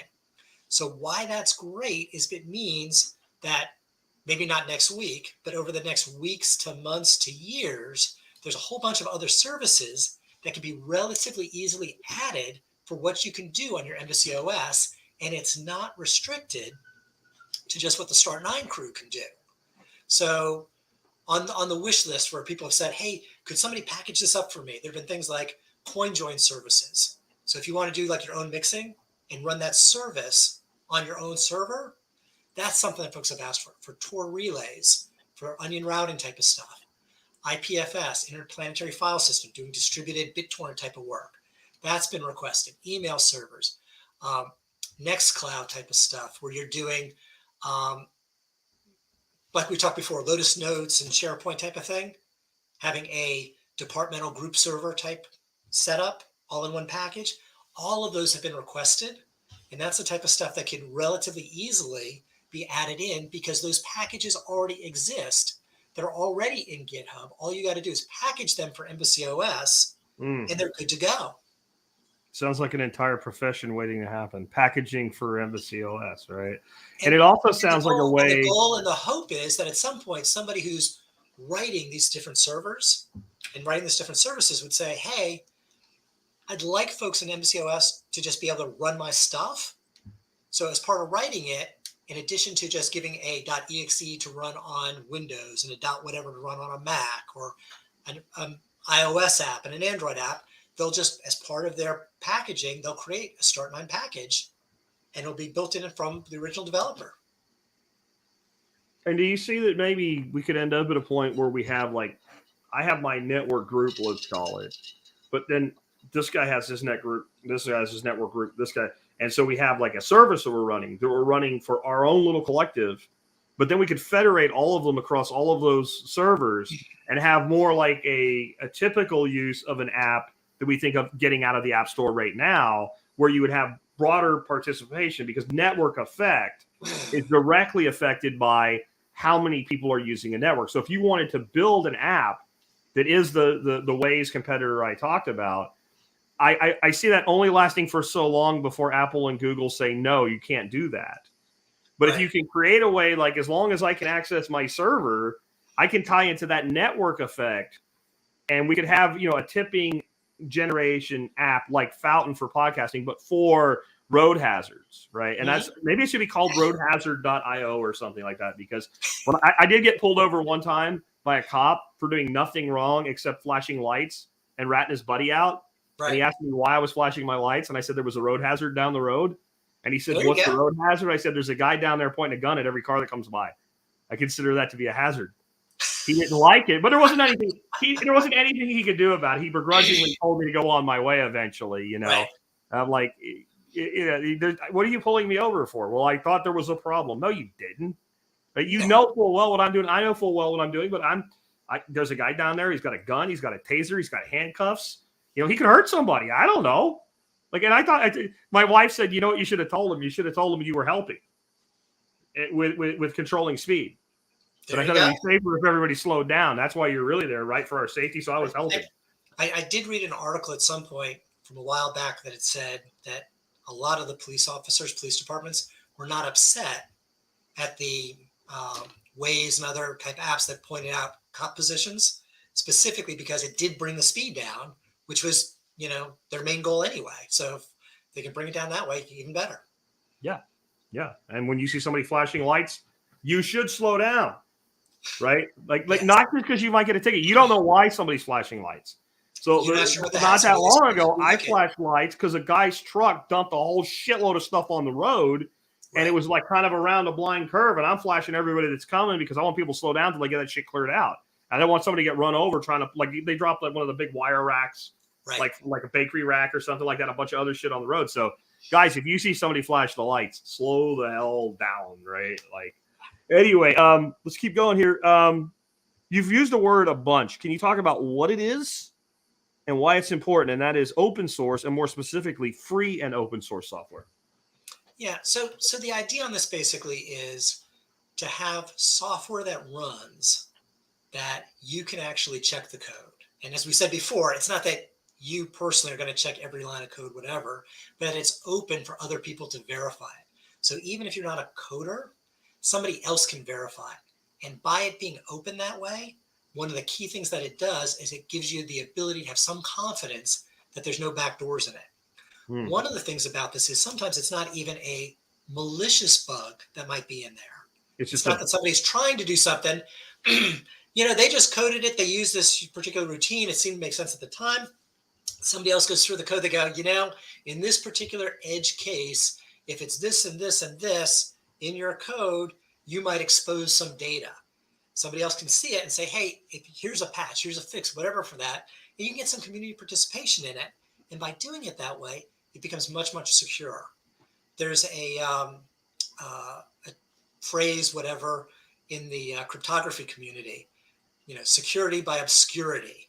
Mm-hmm. Well, nobody knows how we do it, therefore it's secure. Well, yeah, but if until somebody figures it out, maybe it's not so secure. Yeah. If you can publish your algorithm and say, this is how we do our security, and people still can't break it, then you got a pretty decent algorithm. When you put your code out there and give an opportunity for other people to hack into it and say, hey, this is what we're running, this is whatever else, and they can't break it, that gives you a lot more confidence that your stuff is better. So there's a lot of advantage to all of that. It also gives you the advantage because sometimes the people, person, company, whatever, who's originally running a project stops. They go out of business, they get tired, they find other things of interest, whatever else. If you're running proprietary software, you're stuck. That company gives up. There's nothing else you can do. You just can't run it anymore. There's a game I used to play on my old Win95 machine. Now, not the greatest of games by today's standards by any means, but I liked it. Yeah, and I can't run it. I can't run it on Windows 10 anymore. It just doesn't go. The developer who does it just doesn't support it. Yeah. And I have really no options. There's nothing I can do about it. And it's not really a big deal for me. It's one of those things I just write off.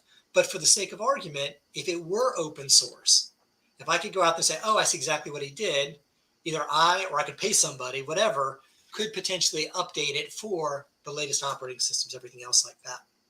You also, with this, have the ability to fork something. So fork is when you take a bunch of code and you split it off to go in a different direction. So, for example, if the code is headed in this particular direction, you go, I like that basic code, but I need this other feature set that I understand it doesn't fit for the company and their mission, but it's what I need and what I want. If it's free and open source software, you can start with that base, take a copy of that, start from that base, and start building something else entirely and take advantage of what's there and build your own piece. Like the Dissenter or Brave browser built off the Chromium, right? That's a perfect example. Yeah, right? For the features that you care about. And sometimes the part that you break off might become much, much bigger, more popular than the other part, and you become the dominant player, perhaps. Or it might serve a smaller market, but a very passionate market segment that will defend that particular Absolutely split. could be. The other piece about this is that it becomes censorship resistance. So if you put your code out in a free and open source type of a setup, and China says, we ban Bitcoin. Yeah. Well, okay, maybe in China without a VPN, I can't download the source code from GitHub, which is run by Microsoft. Yeah. But that code is out there. It can be out there in a whole bunch of different places. And all I got to do is get that source code. I can compile it myself, or I can download it, and I can run whatever. And if I need to run it slightly differently, I can tweak it for what I need it to do to be my side. So it becomes very, very difficult for a single state actor to stop your use of this particular technology. It becomes censorship resistance because it's out there. Anyone can do it. So it also prevents, forced updates. So fortunately, Sony hasn't done this, but I'm using I don't even know what the latest version of Vegas is. I have 9. They updated to 10. I paid for it. I downloaded it.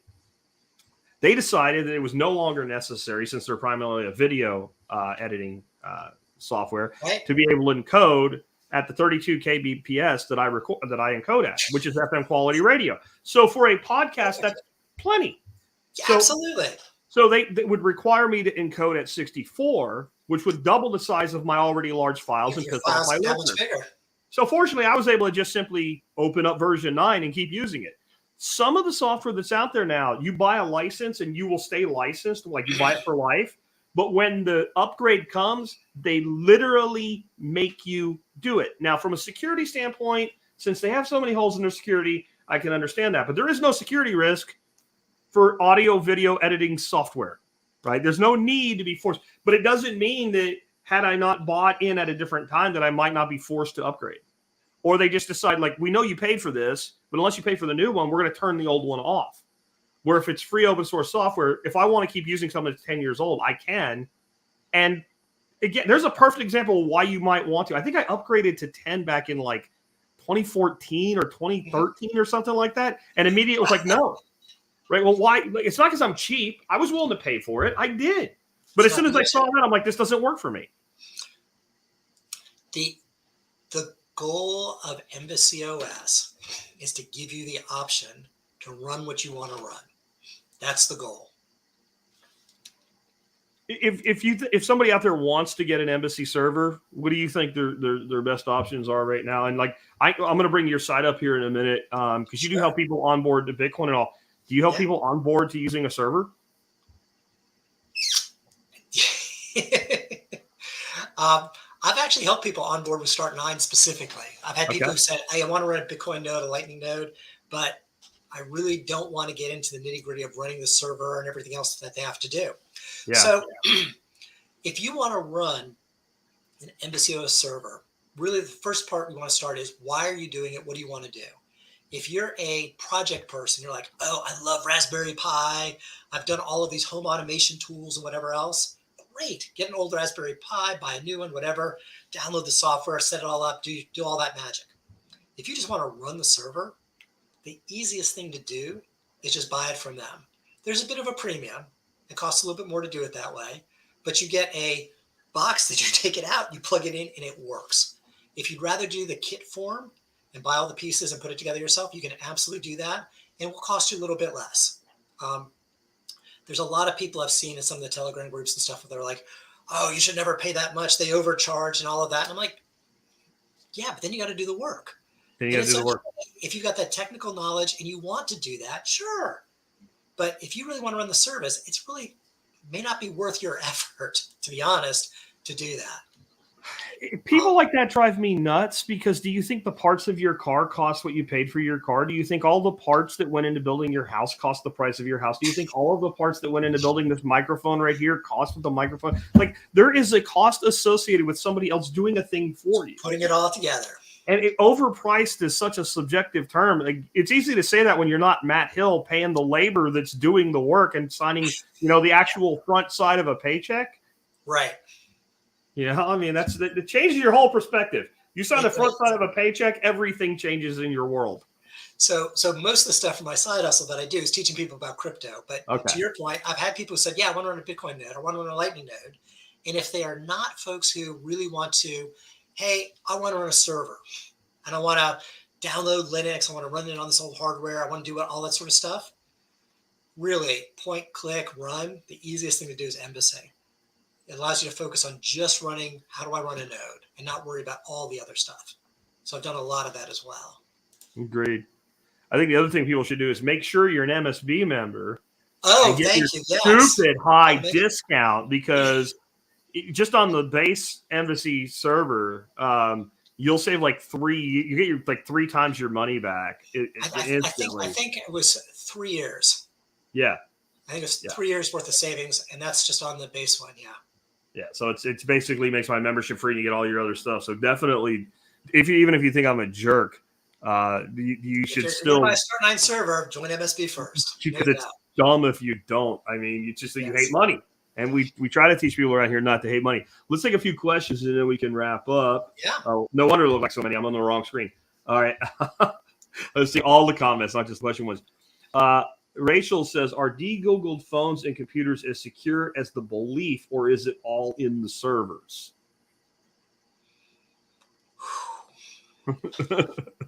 It depends. Yeah.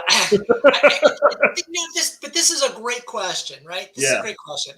And it brings up reality, which is you are not going to be a private person, really private person, unless you move to your own private island with no internet, no electric, no nothing, and you live entirely off the grid and don't talk to anybody else.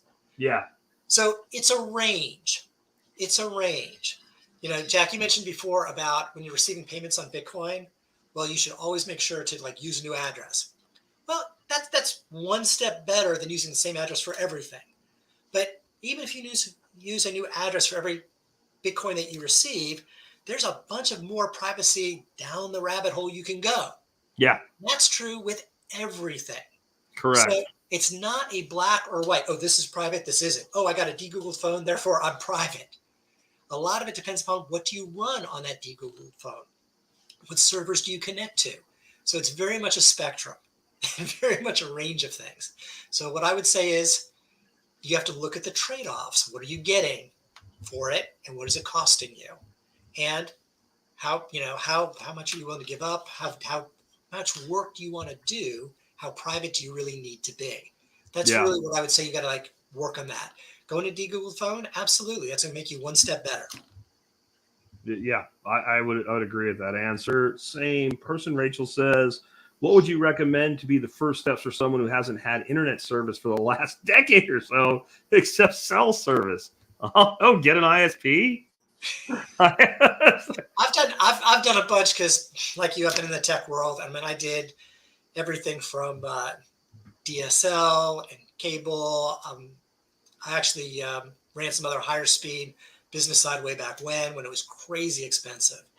In today's world, if your cable provider, if your phone company, whatever, will give you a wired connection to your house, that's generally going to get you the best price point performance that you're going to get. To some extent, the cell services now, the hotspots, some of those will actually get you good enough performance that you can use that as your primary, even for your entire house. I mean, a lot of us have gotten very spoiled with cable modems and gigabit download speeds. But if you're not watching YouTube or Netflix videos all the time, sending emails, uploading, downloading some files, you really may not need that much. Yeah, I have to say, if I tether my iPhone to my laptop, I can do anything. I can do anything that I would do on my network until I push it. So can I do this conference? Probably. If I have had a guest on, I have had my internet go down, I have tethered to my iPhone, and I have come back into the conference, and I have gone on, and it may have been a little glitch here and there, but overall it worked. If I start trying to upload files the way that I do for my business, but most people aren't going to upload a 2-hour audio file every day. Yeah. They're not going to upload multiple video files every day. Though I have to say now I don't actually upload video files anymore. StreamYard does it for me, but now we're back to a centralized ASP. I think, to me, I would say the value of having internet access exceeds any compromise in having internet access, in my opinion, having actual wired service to your home, or WiMAX type service if you don't have that, or what's the space one that Elon does or something. Having something like that, to me, is incredibly valuable. But I also run a business, so I can't say I'm not jaded. I'd like to say I would feel the same way even if I didn't run an internet-enabled business, but I don't know that I would. When we lived in Arkansas, I had a satellite internet at my house because I couldn't get anything else, right? And I have to say, I couldn't run a business on it, but watching YouTube videos, I might have had to adjust down at times to 480 or whatever and what have you, but it worked fine. But I would say get the best, most affordable internet you can get. That would be my first, because I don't really understand the question any other way than that. This is an interesting question, and I think it's actually a great question. I think we sort of hit it, but we can do this anyway. Hunter said, will it break if I don't update it? The short answer is no. No. It's in, it's running, it's fine. If you don't want to update, don't do an update. It's really pretty straightforward on that. And then the next one here from Darren. This is an interesting question because I think the new Embassy has its own drive. How reliable is the hard drive in a Start9? I don't know, because mine uses an external hard drive that plugs into a Raspberry Pi. Yeah, and I actually bought the hard drive as part of the Start9 package. Yeah. So, here's what I will tell you. It is, and I don't recall the name brand, but it is a name brand drive that's a reasonable name. If I can remember the name of it, I'm sure you'd recognize it. I'm sure Start9, when they looked at which drive they want to ship with their package, had something that was a reasonably high mean time between failure. Of all the different pieces of reliability, that's probably the lowest on my list of concerns about this thing. It's a Samsung T7 2 terabyte. Thank you. There you go. Right. I would put it this way. First of all, SSD drives are incredibly reliable anyway. They just are. That's why we use them in things like this. That's why we're not using a spinning drive in an ongoing, nonstop updating, time-critical service situation. The other thing I would say is, so the old model where you plugged in a hard drive, was something that if the hard drive failed was very easy for the user to do something about, right? You have data there, but you could just so this would we didn't I even wouldn't talk think about, that we it would didn't be talk about that at all. But if I could just jump in real quick on this, because it's a great point. One of the things that I do with my Start9 server is I actually back it up on a regular basis. Yeah. And in my case, I back it up to my desktop computer. But with that backup, if my Start9 server were to, somebody were to my kid walked off of it, or poured a bunch of water on it, whatever it was, the whole thing died. If the hard drive died, I can recover right from that very easily as well. I have to get a new Start9 server, but I could just do restore backup, and I'm good to go on that as well. Matt, I know he's talked about in the future being able to back up from one Start9 server to another. Yes, so which that's I think not is a very current cool. feature set, but I'm looking forward to that one. I think that changes everything, because then I can just locate plus. one. I can tell my brother-in-law, look, dude, you don't have to do nothing. I'm going to come plug this thing in, just don't touch it. And all that cool shit I let you do, it's how you do that. And then I have, the big thing is I have kind of my own version of Carbonite. Yeah. I have the data in two different locations. If my house and my brother-in-law's house are both destroyed on the same day, there was a giant mushroom cloud over Dallas Fort Worth. We're all dead anyway. And the last thing I'm worried about is my data at that point, because I'm dead. I don't need my data. I'm dead. Everybody I know around me is dead. It's over. Like, I guess there's a very small chance that both of our houses could completely separately burn down, but it's not likely. And I should probably have enough time to recover my data, right? Plus, now my data is accessible. Now I can go down to the internet cafe and I can get all my data off my brother-in-law's server that's really my server. My 9-to-5 job, I work for an enterprise software company. I manage cloud deployments. Every single one of our deployments has a primary data center and a disaster recovery data center. And those are deliberately on purpose not located anywhere close to each other. And what 9/11, we had a bunch of data centers in Manhattan. Yeah. A backup data center in New Jersey. And after 9/11, a lot of folks were like, that is just too close. This would allow me, for my Embassy OS server, to have mine here and mine and my buddies in Florida.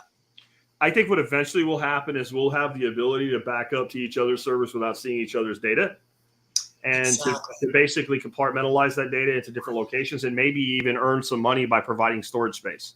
If I offer my storage space to you to back up your server, you can throw me a couple stats and vice versa. Yeah, absolutely. Yeah, or I can actually back up to, like, you take it like Napster used to work, or LimeWire or something. It backs up in fraction, but each fraction is on at least 3 or 4 different devices, so it can always be reassembled, even if somebody turns off their machine and I can't access their machine. And then you start to. This is where I start to like.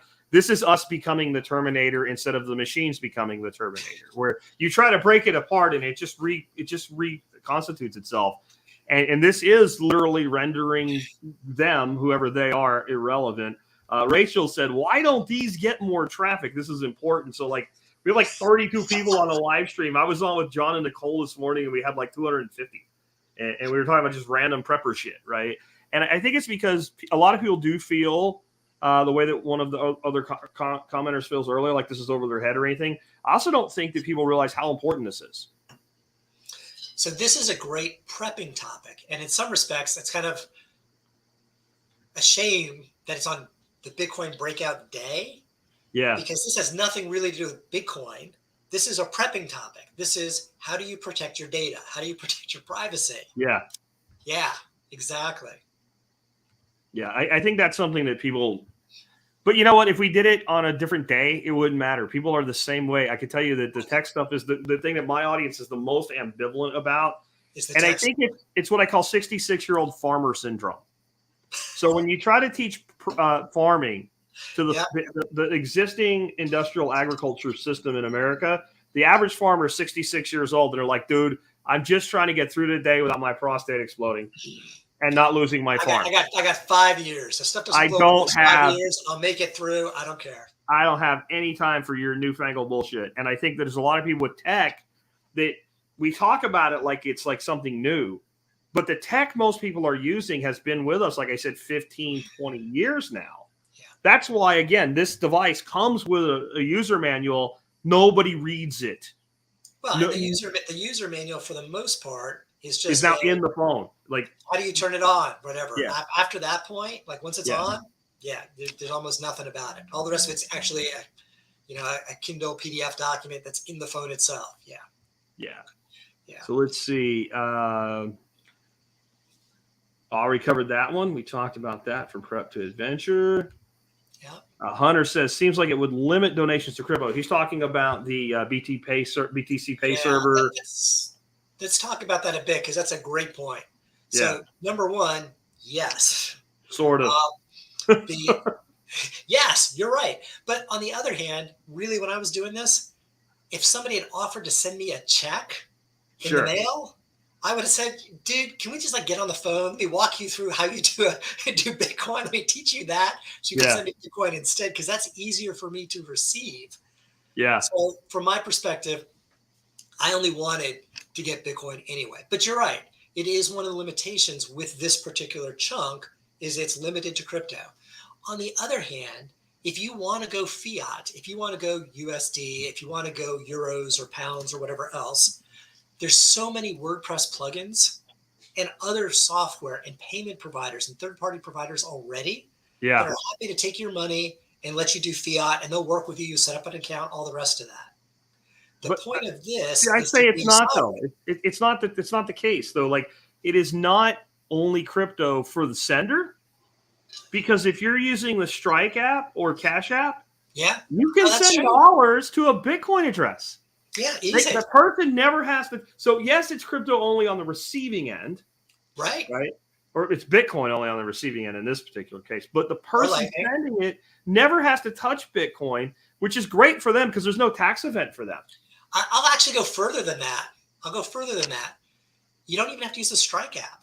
If you use Cash App, that's what I said, Strike or Cash App, either one. Yeah, but Strike right now is very niche, Bitcoin centric. Cash App, a lot of folks have used for a long time now, just for US dollars, and the fact that they now support Lightning is awesome. You can put a little thing on there, how to pay us with Cash App or Strike, right? And like, it's literally, you have dollars, you hit the little scanner thing, and you either scan the address or you copy and paste the address. You hit send, and you never touch Bitcoin. And I'll tell you what, I use it all the time. If I go out and there's somebody I'm buying from that takes Bitcoin, I want to pay them in Bitcoin. Absolutely. I do not want to pay them with my Bitcoin. So if I go to a restaurant and they like Bitcoin accepted here, I wait till I literally, because it's so fast, I wait till the check comes. I figure out with tip. Okay. Yep. And I go deposit and straight off my PayPal debit card into Strike. Yep. And then beep. And then boom. And I just paid in Bitcoin without touching Bitcoin. Right. And one of the big holdups we have is people rightfully do not want to spend their Bitcoin.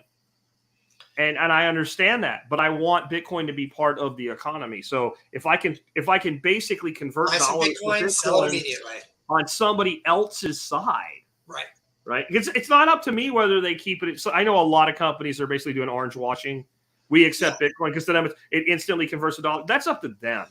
But you know what? From my perspective, that's okay too. That's the starting point. That's a starting point. Because at some point they might be like, some accountant might do his job and say, "Hey, boss, I just did the numbers. Yeah. And if we had taken 10% of our Bitcoin and left it as cash reserves in Bitcoin, this is how much money we would have." And he said, "Well, how much money do we have now?" "Well, that's why I'm here. We can't make payroll next week." Because in small businesses, it happens. Like, it's not going to probably happen in Target or anything who will take Bitcoin, but Joe's Tire Shop or something. And I think another thing that we need to start encouraging more and more of our merchants to understand, small businesses, if you take Bitcoin and you're public about it, there are people that will make a decision to do business with you. If I've got two coffee shops, I'm walking down the street, there's two coffee shops, and one says we take Bitcoin and one doesn't, there's no question which one I'm going into. And before Strike and Cash App, I didn't quite feel that way. I like to see it, but I wasn't going to spend my Bitcoin. I wasn't going to open Exodus. Even then, I would have done it for me. Yeah. A lot of people would. I got to admit, I wasn't that committed to the cause at the time, and I was like, okay, I'm going to do a $10 transaction and pay a $3 fee. I don't want to do that. Lightning changed that, but it's still my Bitcoin. But now that I can literally say how I much? can buy more Bitcoin and then use that to whatever. Absolutely. Yeah. Yeah. It's so easy. I will tell you, one of the other things that I just started as a new product on my website is a do-it-yourself Bitcoin gift kit. Okay. And it's basically a templated gift certificate that you can give to somebody else with Bitcoin. Okay. And what I did for it is I got detailed instructions for you for how you put Bitcoin into a wallet, basically. Okay. You get your 12 words. Okay. And you print the 12 words on the, excuse me 1 second, and you print the 12 words onto the gift certificate so you can give it to them. And then on their side, they've got instructions for how to take that Bitcoin out of that wallet and put it into their own wallet so they can save it. And on top of that, I've got tech support for you as you're putting Bitcoin in and tech support for them to get the Bitcoin back out. Now, for someone like you, Jack, no, there's no need for this. You know exactly what you're doing. It's not a problem. Yeah. But for a lot of the folks who are thinking, hey, I've started in Bitcoin. I've got my wallet. I'd like to give a gift to somebody for something like this, but I'm not sure I'm going to 100% do it right. I hate like heck to screw something up, but it'd be cool if I had something I could just like, can I just do this thing? So this is one of the new things that I did is trying to orange pill people to spread the word. Awesome. Awesome. Yeah. So Darren says, I'm just wondering if the backup was inherent or if I'll need to plan for it. I think that depends. If backup was inherent or if you need to plan for it. I think we were talking about backing up the server. Does it just do it or? So backing up the Embassy OS right now is not something that happens automatically. It's something that you need to actually go in and say, click the backup button and it will go ahead and back it up for you. I know it's on the list, so it gets scheduled so you can set it up. So I don't know what they're going to do, back it up every night or whatever else. And eventually we talked about backing up to other servers, but right now you need to do that manually. I typically back up my server on several times a week. Okay. But for me, I'm in there all the time anyway. It's easy to just click, do a backup. So sure. And it's not like our web server, we actually have multiple hard drives in the same box. And in this case, it's just the one hard drive. It runs a soft backup every day, and so I could lose an episode. Is the way that it works out. And that's the thing about backups. It's as good as the last time you did it, right? You can go back to that point in time. But I can see that there's no doubt that in time they'll have a scheduled, 3 a.m. is a great time to do it because you're not doing anything. Yeah. Right. You do it at a time when you're not doing anything. And that way, especially if you start backupping off-site to other embassy servers, that's gonna have to have some kind of scheduling in it just for it to absolutely. Function. Yeah. All right, man. Well, this was good. I want to bring up your website again. Tell people about what you do and the services you offer. Yeah. So, like I said before, this is my side hustle. Thank you, Jack. You're a jerk. You got me doing this stuff. But it's been a lot of fun. I love talking to people about crypto. I love answering people's questions, everything else. Mostly what I do is one-on-one consulting, hand-holding, teaching people how to get started with Bitcoin. I do some other crypto as well, but at this point, it's primarily crypto, primarily Bitcoin. I'm actually doing a class for my local community college. I don't normally do publicly open classes, but I am doing that now. So if you're interested, that's going to be 2 weeks from now, September 20th, but it's going to fill up, I think, pretty quick. So if you want to do that, sign up sometime this week. And then I also have a free Protect Your Crypto checklist. So if you want to get to my website, you can go click on the little button. It'll bring you a little form and give me your email address, and I'll send you my checklist. This is basically just an easy way for you to look through all the different things to be concerned about in terms of hacks, approaches, whatever else, areas to be aware of in terms of protecting your crypto. And then, like I mentioned, I've got a new product out for the do-it-yourself Bitcoin gift kit. And yeah. Oh, and then one last thing I do. I also offer a service where feel free, send me any Bitcoin questions, crypto questions to questions@your personalcryptoassistant.com, and I'll answer those. By email, it's easy for me to answer. A lot of the questions I get, I've already got answers for, so it's easy for me to respond. If I don't, it's probably a good reason for me to dig in and build that answer as part of my answer database. And so I'm happy to do that. And then if it becomes something which is a little bit more personal, technical, detailed, requires more handholding than I can just get back in an email answer, then I do my consulting and teaching people, and that I do charge for. which is a good thing that you do, because if you're a consultant for free, you'll be a consultant all the time for free, and you'll be poor, Exactly. and then you'll get mad, and then you won't do it anymore, right? Like Hey, when I took this thing commercial, there were some people that were actually irritated that I was charging for things, and I'm like, the stuff you've been getting is still free. The show is, there's no paywall. It's still free. You don't have, like, they got mad that I rolled out a membership plan. I'm like, don't buy it. It's okay. Like, do it. Yeah. I'm hoping 10% of my people become members, and I'm good. And then I can do this forever. But without money, then people can't do things that you want them to do. So I think it's really great. But it's also a very good feedback mechanism. Yeah. If, I say this is the price and people go, well, I'm not willing to pay that. It's good feedback to me that says, you know what? Maybe my product isn't good enough. Maybe the price is too high. Yeah. Yeah. Money is a great feedback thing. Because when you're watching, like on the Fountain app, and I'm watching people stream to the podcast, and somebody's streaming me like 16 sats a minute, I'm like, that's great. And when they do it for like 2 minutes and quit, I'm like, guess that episode didn't, well, you didn't. And then when you see them come back on and they throttled it down, like, hey, I need to up my game a little bit for the rest of the week, like money is like a valid feedback loop mechanism. Yeah, let's, maybe that was when you just switched to the Paul Wheaton or switched from Paul Wheaton, whatever it is. Yeah, who knows, man? Well, dude, this was a great interview. We've gone almost 2 hours. I really appreciate you being with us today. Again, yourpersonalcryptoassistant.com, and I do have all of Jesse's social media links and things like that as well. They will be in the audio notes that will be available about 1 hour from right now. So if you click the link in the video notes below and then you come on here and chat, tell me it's not there. We're not done yet. I have other things to do. We have to put a front and a back end. It has to be uploaded. All that stuff has to happen, but it will happen very, very shortly. So you guys can check out thesurvivalpodcast.com or thebitcoinbreakout.com. This will be on both feeds today, and it'll be the most current thing on there. If you're September 6th is where you're at right now. In the future, you can just search for the title of this episode and you'll find all of that good stuff, again, at both websites. Jesse, thanks for being with us today. My pleasure. Thank you very much.